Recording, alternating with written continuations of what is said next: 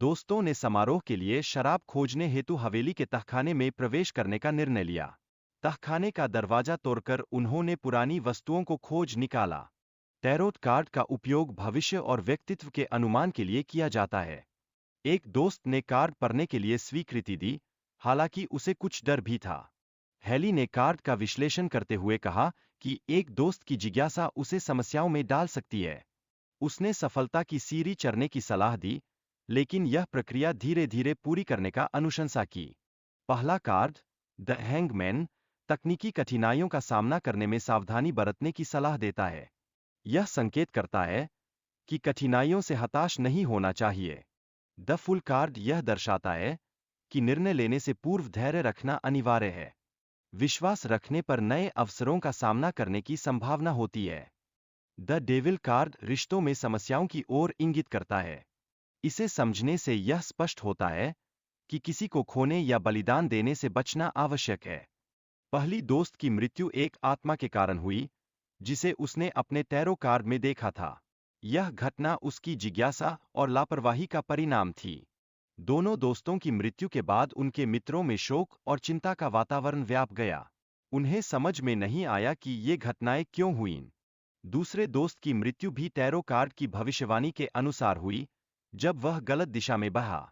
यह साबित करता है कि उनकी मृत्यु पूर्व निर्धारित थी। ओरेकल यह बताती है कि टैरोट कार्ड्स के कारण कई व्यक्तियों की मृत्यु हुई है, विशेषकर मेक्सिको और लंदन में। यह कार्ड्स की खतरनाक प्रकृति को स्पष्ट करता है। एक कहानी सुनाई जाती है जिसमें 18वीं सदी के राजा ने एक ज्योतिषी से अपनी गर्भवती रानी और बच्चे के बारे में पढ़ाने का अनुरोध किया। यह घटना टैरोट कार्ड्स के शापित होने का कारण बनती है। राजा ने गुस्से में ज्योतिषी और उसकी बेटी को राज्य से निकाल दिया, लेकिन जब भविष्यवाणी सच होती है तो राजा को पछतावा होता है। ये घटनाएं टैरोट कार्ड्स की भयानकता को और उजागर करती है। ज्योतिषी की आत्महत्या के बाद उसके तंत्र में शापित ऊर्जा का संचार हुआ। इसी कारण राजा और उसके सैनिकों की मौतें ज्योतिषी के पूर्वानुमान के अनुसार हुईं।